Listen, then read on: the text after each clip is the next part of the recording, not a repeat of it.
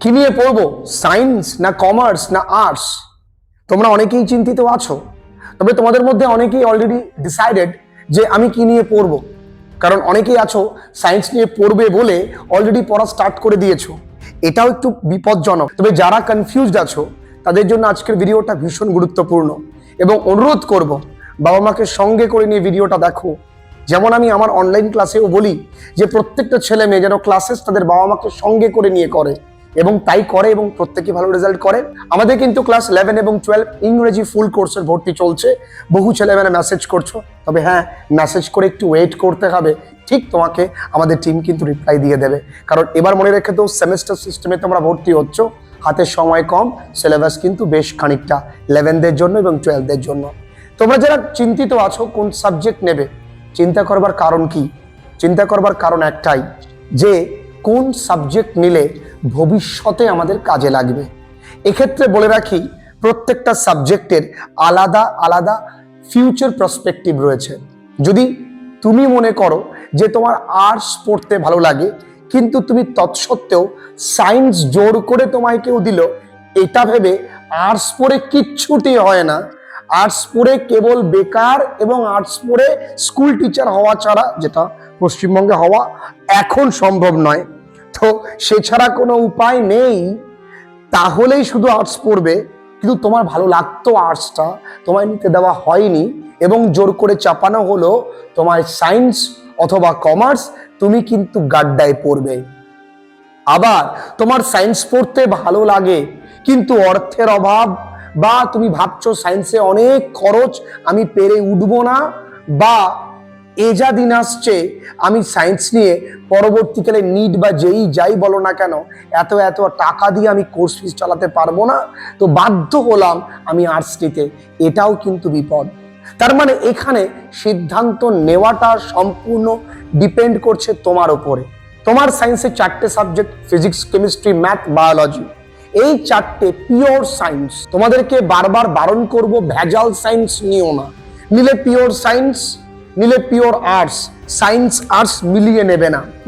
তুমি জিওগ্রাফি নিলে, আবার অঙ্ক নিলে, আবার কম্পিউটার অ্যাপ্লিকেশন, এটা কি সাবজেক্ট বস? আমি ঠিক বুঝতে পারলাম না। এবার এই পিওর সায়েন্সের মধ্যে তোমরা জানো যে তোমাদেরকে টোটাল কিন্তু 5টা সাবজেক্ট পরীক্ষা দিতে হয়। তার মানে একটি যে সাবজেক্ট, যেই সাবজেক্টে তুমি কম নাম্বার পাবে, সেটাই তুমি তোমার 4th সাবজেক্ট হয়ে যাবে। কাকতালীয় দেখা যায় যারা সায়েন্সের ছেলে মেয়েরা, তারা কেউ আছে ম্যাথটাকে 4th সাবজেক্ট করে, কেউ আছে বায়োলজিটাকে 4th সাবজেক্ট করে। তো দেখা যায় যেটাই তুমি কম পড়েছো সেটাই বেশি নাম্বার হয়ে গেল, অনেক ক্ষেত্রে কিন্তু হয়ে যায়। তাই 4th সাবজেক্টটা ঠিক আমরা ঠিক বুঝতে পারি না কোনটা 4th সাবজেক্ট নেব। দেখো, তুমি হতে পারে যে হয়তো ম্যাথসটা ভালো পারতে, তোমার ভালো গ্রিপ আছে, ফিজিক্স ভালো পারো, কেমিস্ট্রি তোমার দুর্বল আছে, হয়ে যাবে। তোমার সায়েন্স ভালো লাগে, তুমি তাহলে ডেফিনেটলি সায়েন্স নিয়ে পড়ো। দেখো বাবু, তুমি সায়েন্স নিয়ে পড়লেও তুমি আমার কাছেই পড়বে ইংরেজি, আর্টস নিয়ে পড়লেও তোমার ইংরেজি পড়তেই হবে। সুতরাং আমি তোমায় বেস্ট সাজেশনস দেব, তোমার যেটা ভালো হবে। আমি আমার জিনিসটাকে বাড়িয়ে চাড়িয়ে বলবো না। সায়েন্স টিচাররা তো বলবেই সায়েন্স নিতে, ইতিহাস মাস্টারমশাই বলবেই ইতিহাস তুই রাখ, ইতিহাসের ভবিষ্যৎ অনেক ভালো, যে কোনো চাকরির পরীক্ষায় ইতিহাস থেকে অনেক অনেক প্রশ্ন আসে। এই দেখ, আমি তোমায় সঠিকটা বলবো।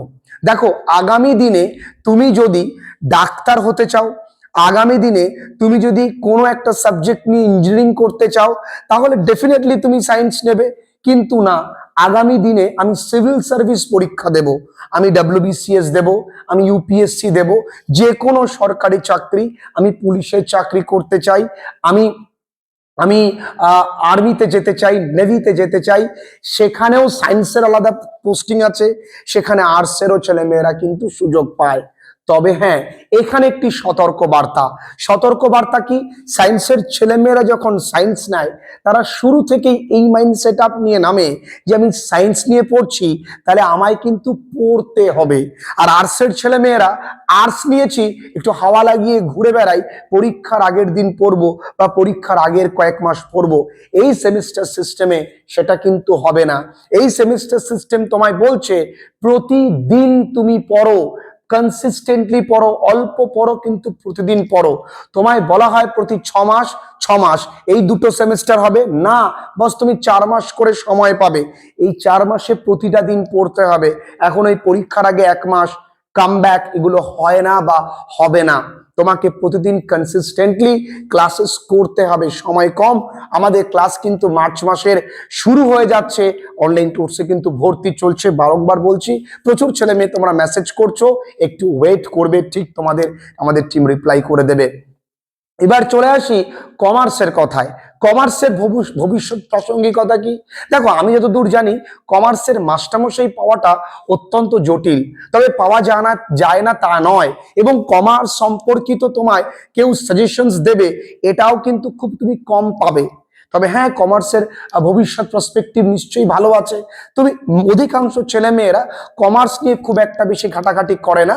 তবে অনেকেই আমাদের এই সমাজের ট্রেন্ড আছে, আমি 10 জনের থেকে আলাদা পড়বো, চট করে তারা কমার্সে চলে যায়। তো সেক্ষেত্রে না জেনে কোনো স্টেপ নেবে না। তবে হ্যাঁ, অনেকের কাছ থেকে শোনা মানে কিন্তু তুমি অনেক বেশি কনফিউজড হবে। সিদ্ধান্ত তোমার মন থেকে নেবে। ভাই, আমার যেটা ভালো লাগে, সিদ্ধান্তে এত গরমিল তো জায়গা নেই। আমার যেটা ভালো লাগে সেটা আমি পড়বো, এবং এই পড়ায় না অর্থ না আমার উপরে কেউ জোর, কোনোটাই আমার বাধা হয়ে দাঁড়াবে না।